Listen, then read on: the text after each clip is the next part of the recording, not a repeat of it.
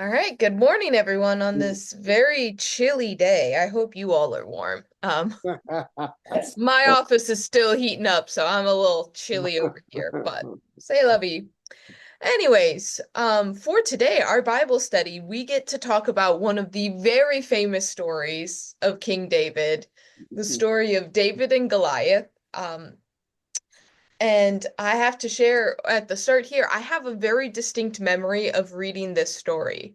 And it's one of the reasons why I like doing Bible study the way I do, is actually in part because of this story.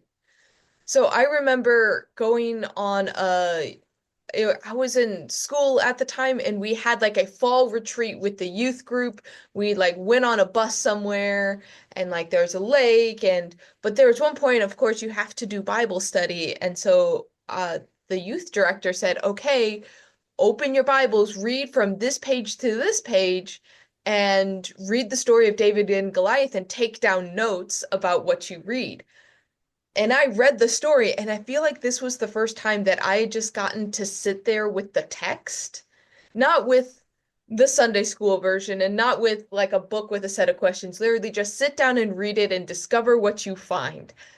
And I was horrified by this story.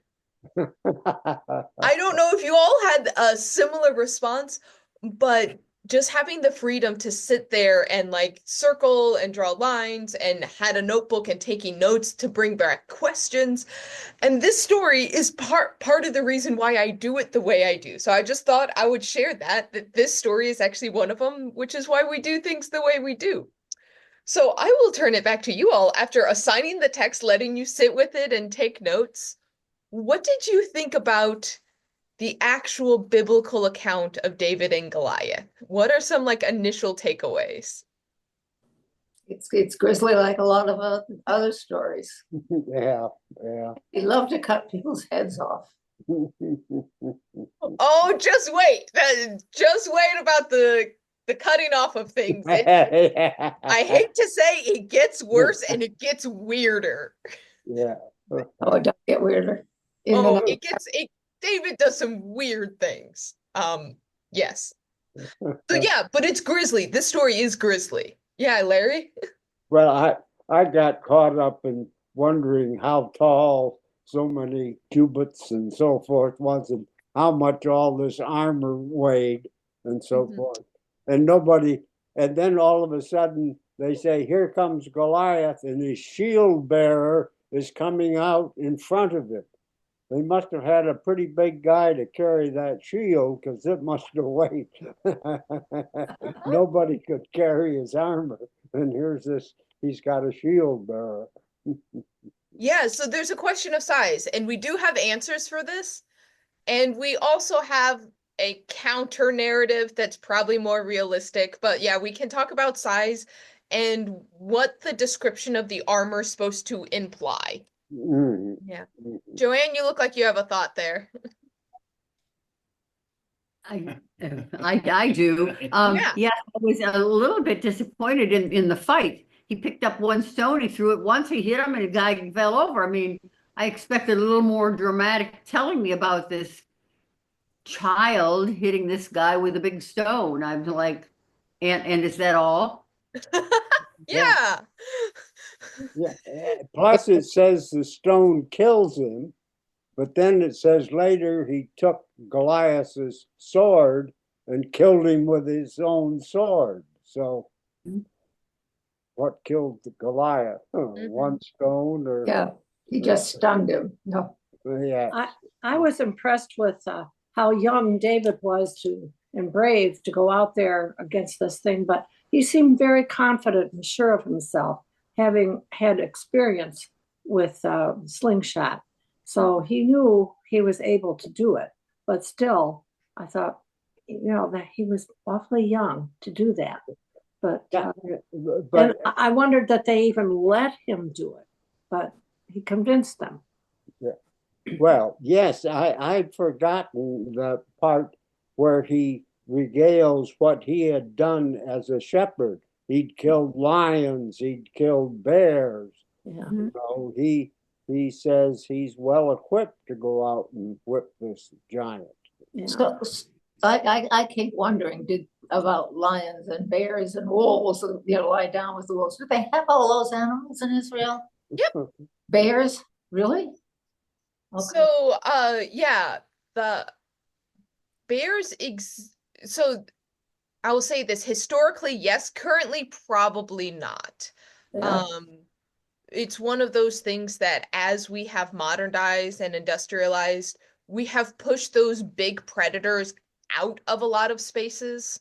Mhm. So I remember reading once that Lebanon has exactly 2 bears left in it, and they keep track of these 2 bears because they want to keep them alive. Okay. It seems too warm for a bear. Give them some. Yeah. All right. Well, of course, lions are in Africa and they have fur, right? Mhm. So let's dive into the story. You all have picked up a lot of good pieces of the story that we're going to dig into. And a lot of this has explanation and sometimes it just has discussion. So we have the introduction to the story of the Philistines are at it again. The Philistines have come and they're fighting, which, as we talked about in Saul's whole reign is basically one prolonged conflict with the Philistines. And so what is happening is, if you can imagine like a hilly mountain on either side, because this region's all mountainous. And then there's a valley in between, and they're both waiting on both sides of the mountain to kind of set up lines and do the battle. The thing is, one way you could do battle in this time period is instead of lining up your thousands of people, which if you let them come together and basically figure out who can kill more people, you have a lot of deaths on your hands. So instead, what they're doing is they're basically doing a gamble. It's a bet. So we're going to send out our champion, because if our champion can kill one person and it's agreed upon that we win, you save so many soldiers' lives for the next battle. And so they're sending out their champion, and they're asking for the champion of Israel. So the idea is who's ever champion wins the entire thing, and it saves a lot of time, resources, human lives. It's a gamble, but it's a gamble. That's the thing. So the person they send out is Goliath of Gath. And so they know that they almost have the like ace up their sleeve in a way, because this guy is said to be a giant. And they send forth this huge guy to the front of the lines, and he's talking smack to the other side. So let's talk a little bit about Goliath's description, the accuracy of it, but also what some of this is meant to entail. So first of all, Larry, you picked it out. Size. How tall is Goliath? 9 feet 6 inches. Oh, almost 10 feet tall if you count the cubits. Yeah. Correct. That would be an actual giant. Yeah. However, let's see, where is it? So it's in the Septuagint and the scrolls from Qumran. So the Dead Sea Scrolls have a different number. Wow. And the number from Qumran puts him at like 6'9", which is much more in the realm of possibility. This is a big guy, but he's not a literal mythic giant. Oh, okay. So, but the thing is, if you have a bunch of agrarian farmers, we know that they are shorter. So the average height of the human population has grown over time to the point where it's not uncommon to see 6-foot tall men. This is a society that was probably a lot shorter, which means 6'9" looks a lot taller. Which is why you can see how the numbers grow exponentially in their mind till this guy is 10 feet tall. So 6'9", still fairly impressive. Any thoughts on, I'm going to pause there about his size. 6'9". Thoughts? Stay in here. Yeah, Helen? I was wondering if people of that time were accurate in their measurements. And I'm wondering if they really weren't really good with numbers. I mean, were they able to measure like that and actually tell you how much these people, how tall they were? Or also, I think about when they describe an army, they say thousands or 10,000 soldiers. Well, were there really 10,000 or were there just a lot of them? And they don't describe exactly. So there are two realms of thinking here. So We're 9. Yeah. when it comes to measuring actual objects, they did not have a standardized measurement like we understand today. Today there is I know that there is a vault somewhere that holds something that is an exact gram. And every other gram in the world is measured off of this scientifically precise gram that is kept safe so it never changes size. That level of accuracy is unheard of. That level of accuracy is really most useful when it comes to like science and needing something that is so exact because you're going 10 decimal places out. That's when that level of accuracy is needed. But when it comes to like how good were they at math, they aren't dumb. And I think this is one of the things that unfortunately gets put on to people of bygone eras is that because they have less technology, they are assumed to be less intelligent. These are intelligent human beings. They have less of the tools that we have. They can't have a computer scientifically cut a piece of wood for a measuring stick that they know is the same measuring stick around the world. But by and large, their measurements are accurate per se, which is why Larry could pull out the number that this guy was 9 feet 6 inches tall, is because we do know how big a cubit is. And so the question becomes, if you didn't already have a system of measurements, how would you measure things in your world? And so a cubit is supposed to roughly denote this length. Now, if you need a rough measurement of just like give or take, how big is your house? And you can kind of just use your arms more or less. If you've seen someone do like paces where they count out just like with their strides how long something is, give or take, a lot of things in life can be done that way, and they don't need the exact scientific measurement to get a ballpark idea. So a lot of measurements are ballpark ideas of how big things are, give or take.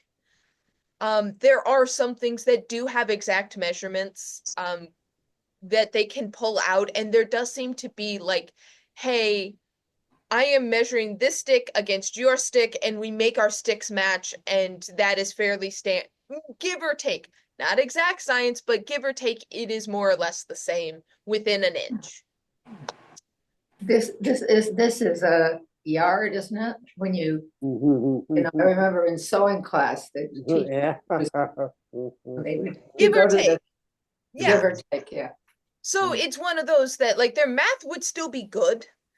Yeah. Their measurements are probably more to human scale than we use now. The thing that where the exaggeration happens, and I know this, I've done this in storytelling, where I forget the actual number that I was told about how big something is, so I just choose a number. That's where the inaccuracies come, is that they sometimes just chose a number that seemed big. And that's where you get the inflation of how many people were at battle. They're not sitting there and counting, and they don't have a roll card. They don't have a check-in system. Like, they don't have a level of accuracy, but they have a better ballpark idea than I think we would probably have. Yeah, Larry? Well, even when you talk about a cubit, it depends upon whose arm are you measuring, you know. So a cubit could vary quite a bit. My Bible says that he was 9 feet 9 inches. So my cubits were different than yours, Larry. Well, wait a minute. Maybe I misspoke. Yes, I had 9 feet 9 inches when 9 I feet 9? Googled it. I did it by Googling, and it came out 9 feet 9 inches. So, one of the other ways to think about this, when we measure things, we say it is this many feet long. You could measure it by someone's foot, which at some point it was, which is why we use that term, but we also have a standard measure of a foot. Mhm. And so both exist simultaneously. So there was a standard measurement of a cubit that Mhm. was more or less agreed upon, but if you needed a rough estimate, I don't know if you've ever done this in the store, going to the store. I have, because I don't remember measurements well, like numbers don't always stick in my brain. So sometimes it's like, okay, I have a space on the wall that's like roughly the size of my shoulders. I can go up to the picture frame and see if the picture frame is roughly the size of my shoulders, and I can do that and guess that that'll fit on the wall. And so cubit is both like, you can get an estimate if it's this many cubits, but there was an exact measurement of cubits. Okay. So it's both and. Mhm. Anyways, Could it also be possible that in stories, they don't give an accurate numbers. They maybe exaggerate to make the story better. 100% they exaggerated. We know this. It's one of those where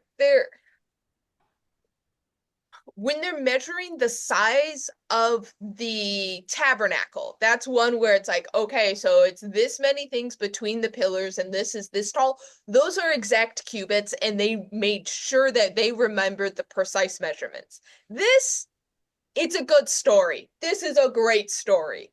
They're not going for accuracy here, which is why we have two different measurements for Goliath, and he was probably just a really tall dude. So, but he's also seen as like semi-monstrous. However, let's jump to talking about his armor, because it's not just that this guy is someone who is tall.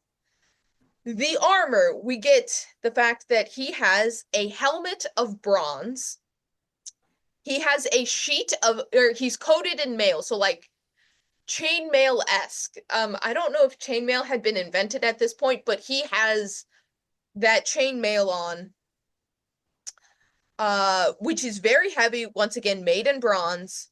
He has greaves, so like shin guards, that are also bronze, a javelin with a bronze slug on it. So he has a long spear and something to throw it with.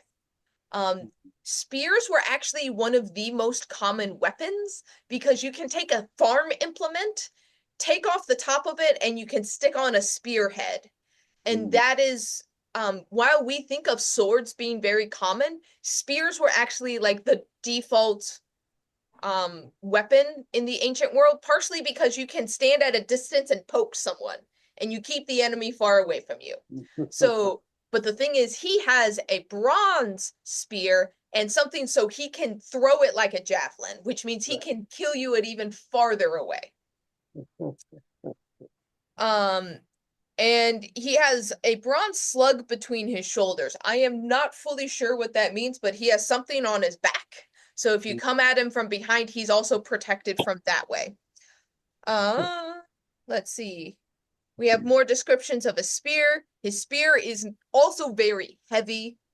The head of it is made of iron, and he has a shield bearer. So with all of these descriptions, what are some of the things that are coming to mind for you all?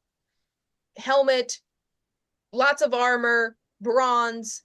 Yeah. Joanne? Me. Yes, it says he has a 200-pound coat of mail. What is mail? Mail. So that's the, like, if you think of armor where it looks like a lot of little circles hooked together.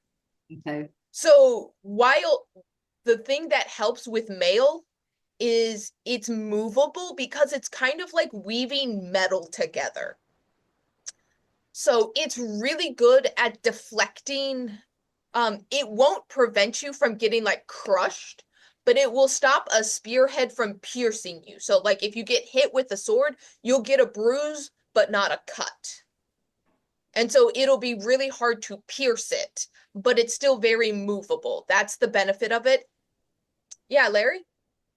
Well, I think it's important to give a description of how much and how big Goliath's armor was, because later on we're going to contrast it to what happens when Saul tries to put his armor on David, and David can't manage it because he's, not big enough, strong enough to do it. Yeah. So that's one of the things that they a great detail to point out. Like, not only is he covered in armor, which makes him very hard to kill because he's covered in metal, he is strong enough. He's moving about. He's fine. Okay. He is strong, which means he is used to wearing a 200-pound shirt. That's an exaggeration, mind you, but armor is very heavy. And so this guy is just used to wearing it, and that shows a level of strength. Is there something else? Yeah, Gary? Well, I don't want to get out of sequence here, but the single stone that hit Goliath in the forehead brought him down. And now, how does he get up? He can't. Yeah, that's an issue.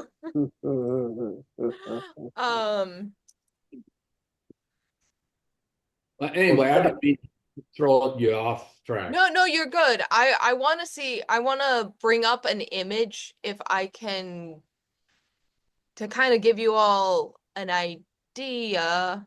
Well, does Goliath get up again? No, he doesn't. He doesn't. All right. So Down let for me the count. whoop, don't do that. I just Googled some bronze helmets, and so we can learn a few things about what's going on here. So a lot of these are Greek helmets. And if you remember, the Philistines are originally from the islands around Greece. They are a seafaring culture, and they are technologically advanced. So one of the things is his armor is all bronze. And bronze you get by combining two metals together. I believe it's iron and copper. It is more durable. It is lighter weight than iron. So this is a lighter weight but a stronger metal. So this is the shape of the helmet we're used to with a lot of Greek soldiers. So you have the nose piece here and the two eye holes. He probably has something more like this on. We know this because it hits his forehead. And so I was trying to look for in some of these, because a lot of them have nose pieces, because your nose is very vulnerable. And if you get knocked in the nose, you can, if you get pushed up like that, your nose can break and actually puncture your brain. So here we go. This is probably a good one. So you can see where, because it doesn't have the nose piece, his forehead is like the one place that is not covered in armor. So there's a breastplate, he has chainmail on underneath this, his legs are covered, his back is covered. This guy is covered to the point where his only vulnerable spot is his forehead. That's why he hits him in the forehead. It's because it's the only open spot. So David was a pretty good shot with the slingshot. yes, he was aiming for a target about this big on a dude far, far away. And after he hit him, the weight of the armor and the extensiveness of his protection worked in David's favor. Correct. Yeah. That said, I will not, or this is why they end up putting a piece of metal there, is like I was saying, this is a very vulnerable part of your face, that your brain is right behind this area. So if David knocked him right there, there is a bit of bone, and then that is straight brain damage. So if it broke the bone, he wasn't gonna get up anyways. He was gonna be brain dead. Yeah, Larry. Well, the text implies the stone actually went into his head. Right, it sunk in, which It means sunk in. Yeah. so David lobotomized him, if nothing else. So, but there's two other things that I do want to bring up because it makes this all the more terrifying. So we have this huge man who's used to wearing his armor, who's very good. The other thing is, all of what he is wearing is extremely, extremely expensive. Your common foot soldier did not have chainmail. Your common foot soldier did not have the fancy helmet and the fancy spear. Your common soldier did not have yet another soldier just to bring his shield out onto the field. Goliath is rich, which means he's good at his job because it shows that he has done lots of battle and has plundered many places. So all of this armor is to show his wealth and experience. This is not Goliath's first rodeo. He's not just some big, dumb guy from the farm. He is good. And you can see it because he's rich. And he's experienced, and this is a well-seasoned warrior. He is not used to losing. They are technologically advanced. So once again, he has armor that the Israelites don't have. They're not in the Bronze Age yet. They're still in the Iron Age. So their armor, if anything, is like leather and a little bit of iron, which iron is strong, but it's brittle, so it shatters. Bronze does not shatter. So their weapons will be ineffective against someone like Goliath. So, pretty terrifying picture of this guy. Rich, technologically advanced, giant man. If the Israelites are marching up and they're seeing this guy come taunt them day after day of, come on, send me your warriors, send me your best. What are you thinking as you are standing there looking at this guy? We don't have anyone. Not going to volunteer. So I bring this up because I think it's helpful to understand the way that David's brothers react to him. Oh, okay. Goliath is not just a terrifying giant. He is terrifying because he's good at his job. And his job is to kill you. And so we get a little bit of another snapshot of what war looks like in the ancient world. So David's kind of being a messenger boy. He wants to be on the battlefield, but he has to keep coming back, take care of his father's sheep. And his dad, Jesse, says, here's some food, bring some food to your brother and the troops, and come back and tell me how things have gone. And we see a few things from this is, first of all, soldiers only got fed primarily by their families continuing to take care of them. That they had to have people bringing them food and bringing them nourishment. And so in a way, his dad saying, hey, go bring food to your brothers is a good way to try to keep them alive.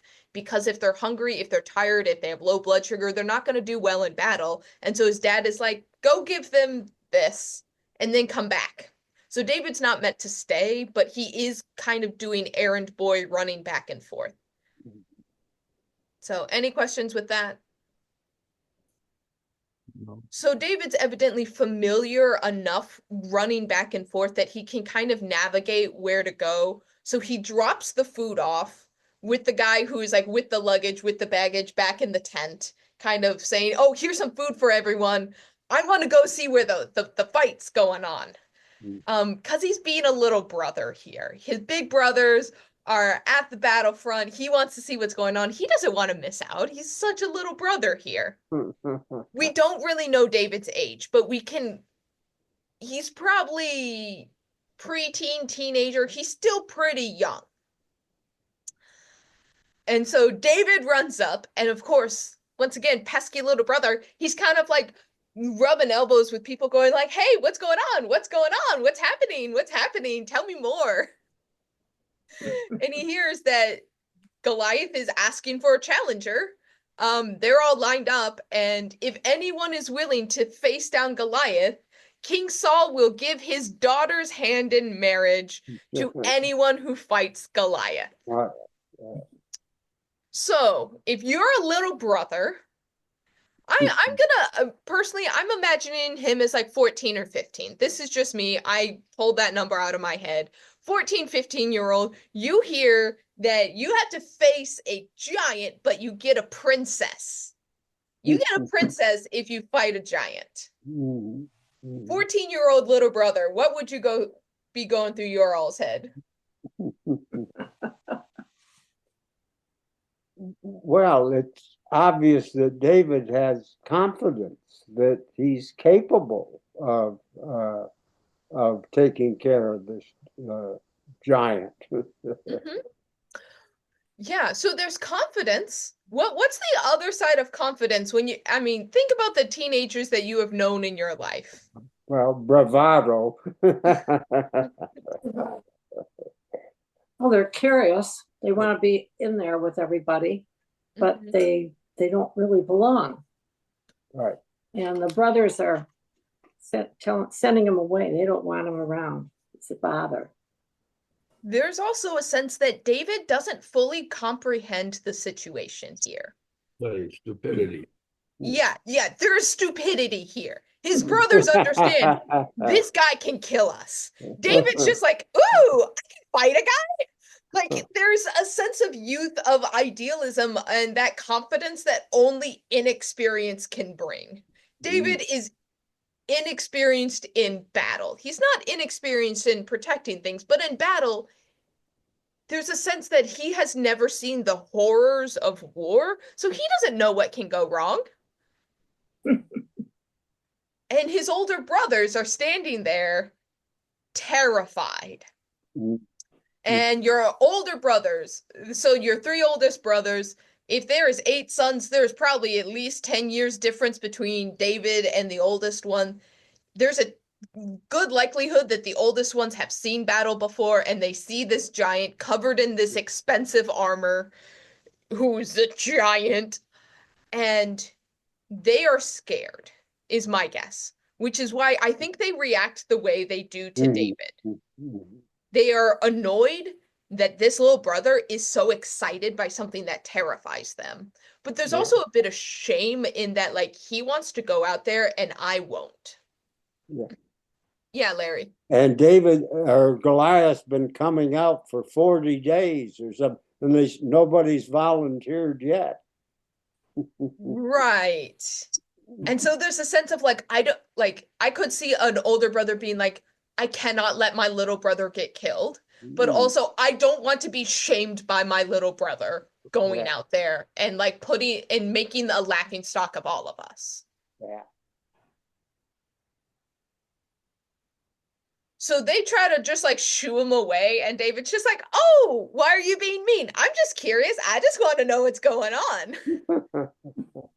And so word gets around about this little teenager asking questions, and Saul's like, bring him forward. I want to meet this guy. Yeah. And so King Saul has a discussion with this teenager who evidently thinks he can take on the best warrior that these guys have seen in a long time. And his explanation is like, yeah, I'm not actually experienced. I am a shepherd. I've protected my sheep from lions, wolves, and bears.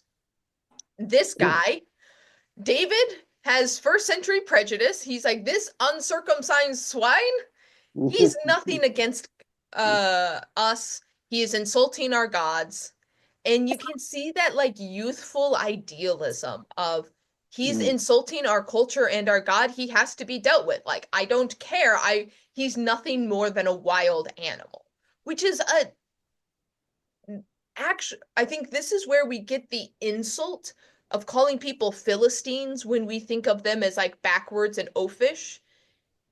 David is calling him uncivilized, but it would be like someone from the country calling a New Yorker uncivilized. It actually is kind of the other way around, where they are the backwater people and these are the technologically advanced people, but David's almost saying, ignore their technology. They are actually the uncivilized brutes. I can kill them. So what do you think of David's bravado here? His faith in his God, his faith in his own skill. He's thinking he can take on this actual giant. He can win it. Is this just stupidity? Is this actually courage and faith? I think he believes in himself. I think he really thinks he can do it. He has a plan, the forehead.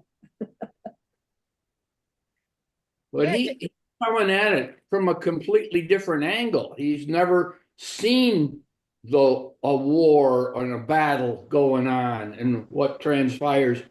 And so he's got a fresh eye as he looks at it.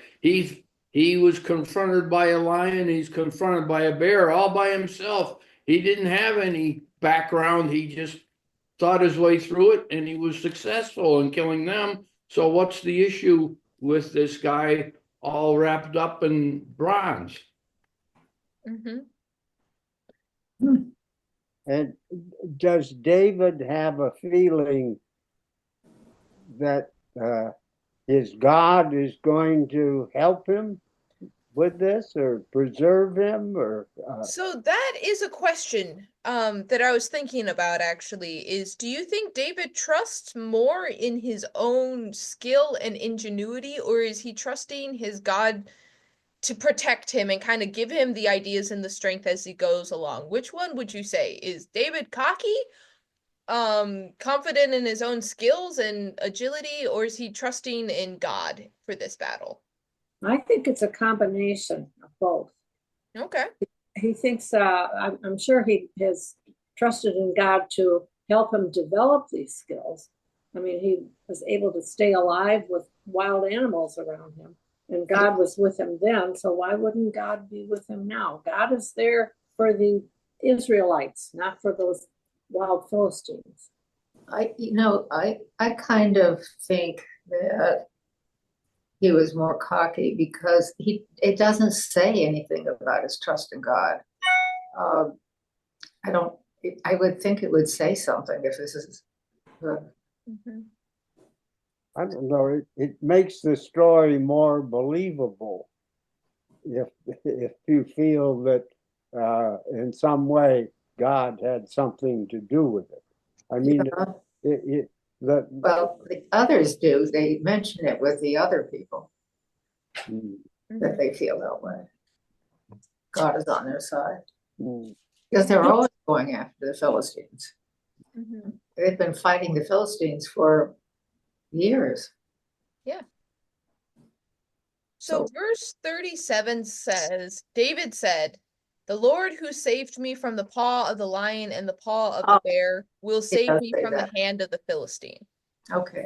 The thing is that is interesting about the way he's going about this is he isn't expecting God to like come down and like just smite Goliath in front of him when he evokes the name of God. He's kind of expecting God to be like working through him because he's the one who killed the lion, and he's like, yeah, God is the one who saved me from the lion because like God empowered me to do so. So it's kind of built in together of like my actions are the actions of God because God's empowering me to do something that seems impossible. So it's not it's an interesting way to go about it. So it is his confidence in his skill, but it's almost like a faith that like, oh, God gives me the power to do this thing that I have done. Okay. So then we have the scene of Saul being like, okay, I'm about to send a literal child to fight a monster. I'm gonna cover him in my armor to give him the best shot I can because this is unlikely. And so he like loads him up. Saul has a nice suit of armor. He's king, he's rich, he can afford the armor. We are not told what kind of armor. It may be bronze, it may not be bronze. We don't actually know. But I envisioned like this like little kid wearing his dad's suit and like the armor just like hanging off of him, and it's like clunky, and David's like, I can't move. Like, this is a bad idea. I can't move. I'm gonna lose. Just like let me go out there in my shepherding stuff, and I need a few rocks. Just give me some rocks and I'll be fine. Yeah, Larry. I think it's interesting they went into such meticulous detail about Goliath's armor, what it was made of, how much it weighed. You don't hear anything about Saul. I mean, how much stuff got piled on David? Was it 40 pounds? Was it, nothing? So what we know is let me see if I can Google this. It is not as heavy or as expensive because they just didn't have Okay, they didn't have. the level of technology that the Philistines did. It did say on verse 38 that he put on the helmet of bronze on David's head. So maybe they had some bronze. Brass. Okay. They could have borrowed it from the Philistines at some point. He probably bought it from the Philistines. Yeah. And he had a coat of mail. Okay, so it sounds like thanks for looking up those details. It sounds like he had some of the pieces that the Philistines would have because he's king. You don't get these pieces until like you can pay for them, because this unlike like what we think of with military is like you join the military, you have your issued uniform, you have your standard issue helmet, your standard issue outfit.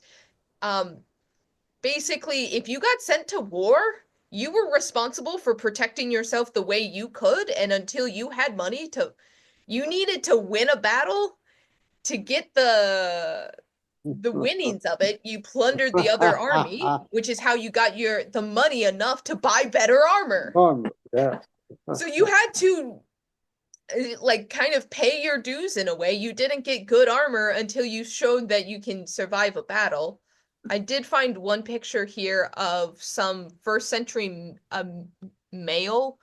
So if you can see, there's like little pieces of metal that it looks like it's stitched somewhat to leather. Leather armor is much more common. It will blunt a lot of blows. It will not stop an arrow, but it will protect you still. And so this would leather armor, and then leather armor with metal stitched on it would start to be the most accessible for people to have. Still, though, being covered in big pieces of leather and then chainmail and then a big old helmet, if you're not used to it, it's gonna feel clunky. And that's why he says, no, thank you, just send me out. And so he like runs out there. And I know, Joanne, after like all of this buildup, David just kind of like rose up, says an insult, and slings a rock, hits him in the one unarmored piece of Goliath's body. It like goes in and he's done for. And that's it. So he says that the Lord of Hosts, whom you have defied, that's how I'm gonna win. And David has a quick shot. He's a good aim with his slingshot, and he wins. And so then we have the part that you all picked up on is like, okay, David wins with a stone and then he cuts off his head. I was reading a little bit beforehand. I didn't get all the way in. There appears to be two versions of the story that are stitched together. One of them seems to be more that like a battle was actually happening and like David ran up on the battlefield, like took his sword and cut his head off, we think. And then there's another story of the kind of like duel thing where like David threw the rock and it sunk in. So this might be a leftover of combining the two stories. But if if we just take the story as is, David cutting off Goliath's head is humiliation on top of death. It's getting a war trophy, basically, of ha ha ha ha, look what I have. And David rides around with his head for a little bit, and then the Israelites attack the Philistines, and they like chase them back, and yada yada yada. There's battle, they win, hoorah! Yeah, Larry. Well, and also that's proof that David has killed him. If he's got his head, he must be dead, you know. Right. And it's insult and injury that the fact that David didn't even have a sword, he took the giant sword and used it on he used his own sword against him. That's really humiliating. He took the giant sword. Yeah. Yep. So let's see. So David takes the head of the Philistine, brings it to Jerusalem, put it on his tent, on the armor of his tent. So he basically, like, this is one where the story gets a little messy. It seems like the ending is really where they're folding a few stories together. It sounds like David put Goliath's head on a pike on the top of his tent. Kind of like I said, he has a war trophy, and it's really grisly, and it's Goliath's head. And at some point, Saul kind of asks about him, and kind of only afterwards asks who David is, this little stripling, like whose son is this guy? And so David returns, brings him the head, and he declares that he is David, son of Jesse of the Bethlehemites. So that brings us to the end of the story, but so what do you all think of this arc of the story? Is this what you remember from Sunday school? I don't remember the head being the head being. Yeah, they didn't. No, I mean. Yeah. I don't think that part was stressed in Sunday school. No. But you know, I'm trying to think. There are pictures of heads being held up, but I think it's mostly Salome and. Oh, there are a lot of paintings, certainly. Sure. Yeah.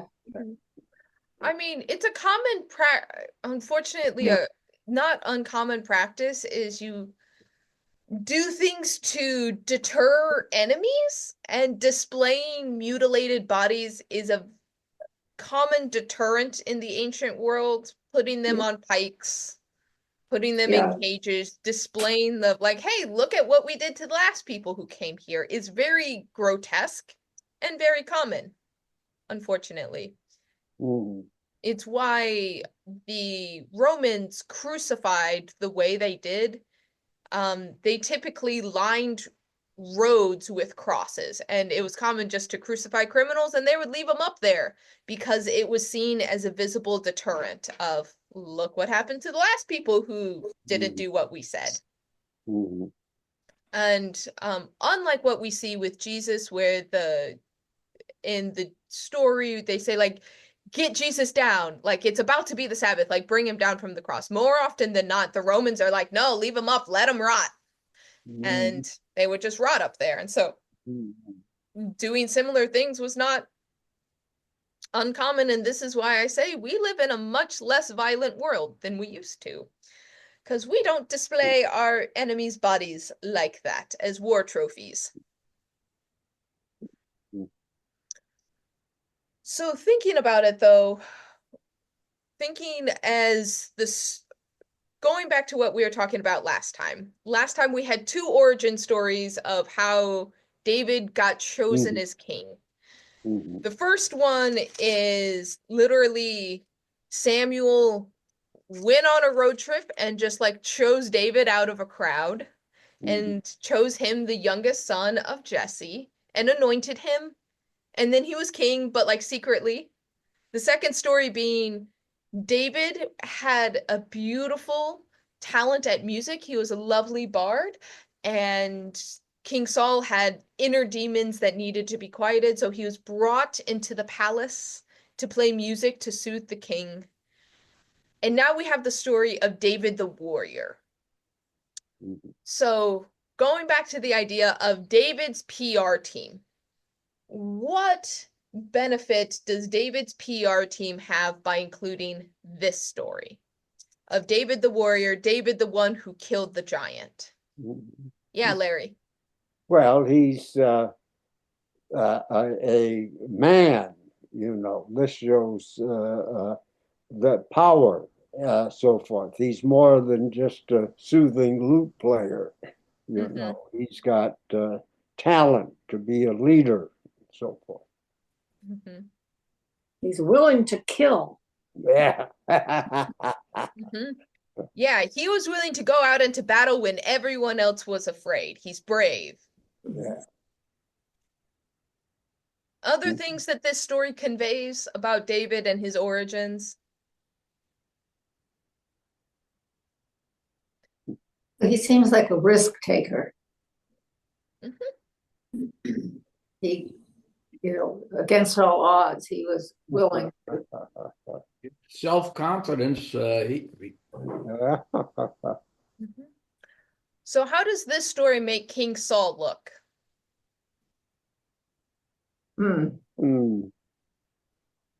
Well, sort of second league.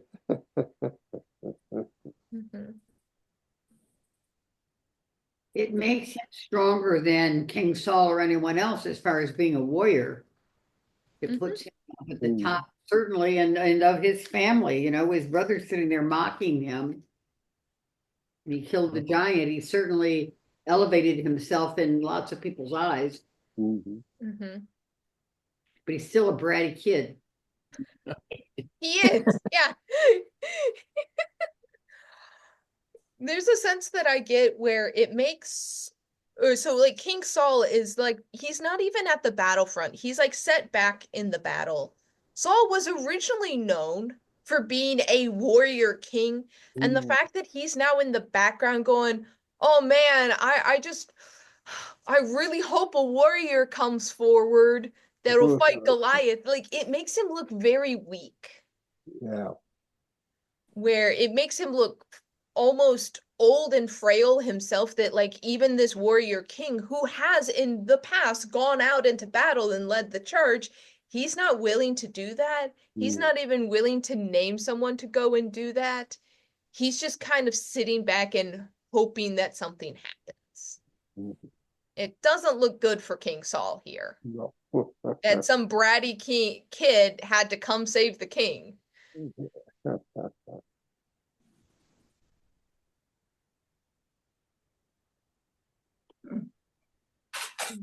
So, any other thoughts on this one? Any other lingering things we didn't touch on?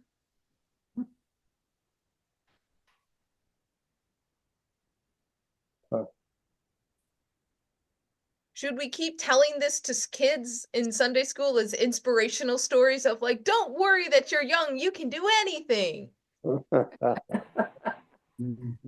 Yeah.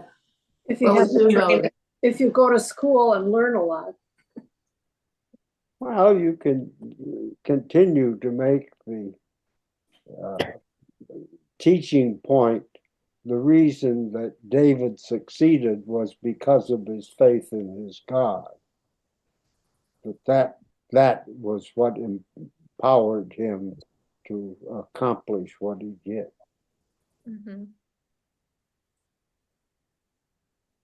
I think he believed that God led him to this point too. That he had all these skills that God had given to him. So that's the message to the young. What message does it send to those of us who are no longer young little 15-year-olds idealistic about the world? What lesson do we take out of it? well, I think, I don't know if I can put this together, but one of the fascinating things is that he came from a different world. He was out tending the sheep and protecting the sheep. And he had a relationship with God, and he was a survivor. I mean, he went up against the lion, he went up against the bear. All at once, he's confronted with war and battles. So he brought a fresh viewpoint, perspective as to what was going on. And it reminds me of a story that always stuck with me. I was working at General Motors. There was some great difficulty resolving some long problems in the engineering area. They could never seem to get it. Anyway, the point was they reorganized and they put somebody in charge that was not even an engineer. And within a very short time, they got through the bottleneck and the break, and they had major breakthroughs. And it didn't take anything away from the engineers, but the fact that they put a manager over them that was not an engineer, did not look at it, the problem engineer. Anyway, I'm sorry to divert. No, he had the right skills to solve the problem.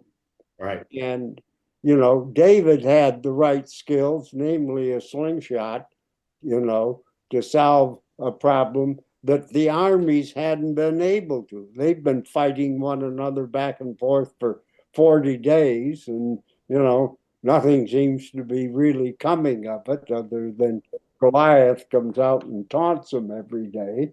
And along comes this kid, and he says, well, you know, I'll go do it. Because he was like a sharpshooter with his slingshot. Yeah, yeah.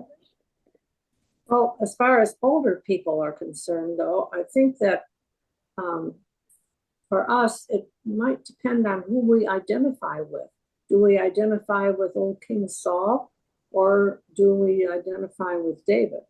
And I would hope that we would sort of make our way as to not losing everything just because we're old. I think it's because we have something yet to give.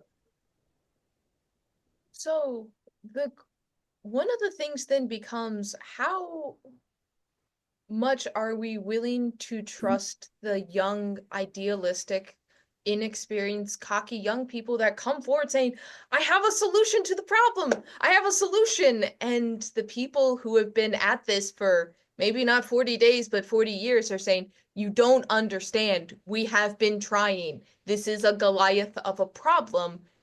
You need experience. Once you have 40 years experience, then we'll listen to your ideas. And there's a certain point where we always want to be David. We always want to be the underdog. And there's a certain point where you realize we're not King Saul, because King Saul actually trusts David. That's the wild thing, is King Saul's like, okay, let's try it. We're gonna see what this, like, nothing else is working. So like King Saul actually trusts David, which is, he takes a chance. And so at a certain point, I know I want to be more like Saul in this story, oddly. Like, he has to be willing to be humbled as a king. And this is once again where I think Saul is actually not a horrible guy. He takes a chance trusting someone who is idealistic, who is confident, has very little experience, has no idea what he's walking into, but he's like, okay, we're going to give it a shot. When the whole battlefield doubts David, and I think it's easier to be the soldier in the battlefield going, this kid's gonna die. This isn't gonna work. We're gonna get slaughtered. It's easier for us to be more of the people in the ranks. And just, there are some times that it's hard, but you have to trust the young idealistic one that has a new solution. Kind of, Gary, as you're saying, like, actually can see the, like, thinks differently, and they can see the gaps where the issues are happening, that, like, if you're in a certain frame of mind, you're just never going to see that. Yeah, Larry? I was wondering how much permission did David have to have, and from whom, to do what he do? Could Saul have stopped him and Yes. told him, you know, hey, you can't go do that?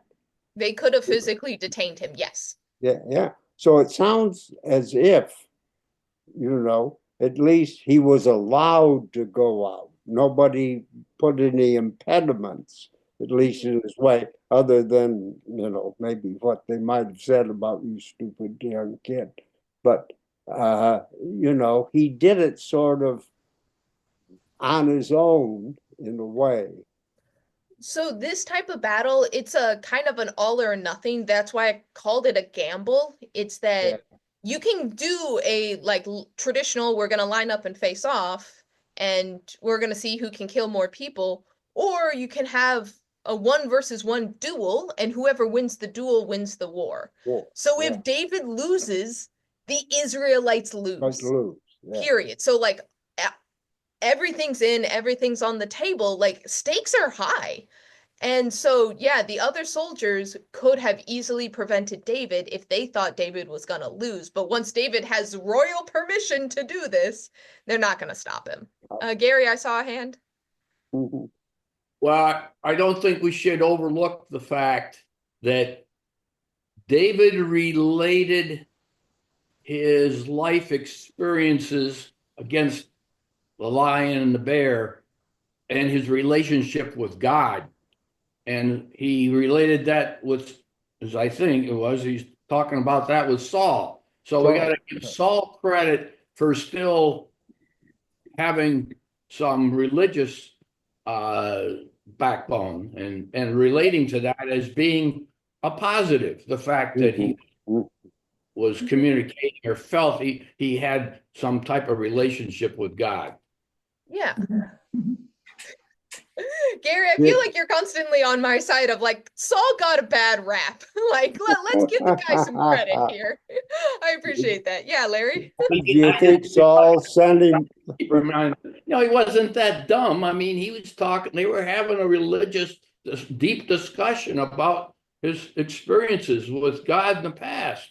Yeah. Do you think Saul sent him out with confidence that he was going to win? Well, it convinced them to go ahead. He said, "Go with God," or God Okay, would go with you when he sent David out. Hey, He asked God to go with him. Right. I think it's one of those in a way can't be worse than we already are. We line up, we're gonna lose against Goliath, so like this kid wants to. What do we have to lose? Go ahead. I don't know. Yeah, you know, what I keep thinking, Saul doesn't know he's not king anymore. See, and that's where, if I said this last week before, Yeah. that we're gonna treat these 3 stories on their own merit, that this story really ignores that the other 2 have happened. Yes. Because theoretically, David's already been in Saul's palace playing him music. Saul would know who David is if these stories understood that they existed in the same world. So, nah, we're just gonna ignore that for now. All right. But with that, folks, we are over time. Can I pray us out for today? Yes. Yeah, sure. All right. Let us pray. Gracious and loving God, there are what appear to be giants in this world. There are giants that taunt us, who make our lives miserable, giants that seem like they are not conquerable, that no solution has worked. Help us not be afraid in the face of the giants in front of us. Help us know that for all their armor, there is still weak spots. Help us understand the idealism and the confidence of youth that scare us sometimes. Help us trust the ones that say they have an idea, still vetting them out for whether or not they are good ideas or not, but help us trust where we are nervous. Help us support the underdogs, the ones that are willing to go forward. And help us trust in you that you will inspire people to go up against giants. So God, be with us in the days and weeks to come. Be our guide, our strength, and our courage. In Jesus' name we pray. Amen. Amen. All right. Thank you all. Thank Chris. Thank you. Uh-huh.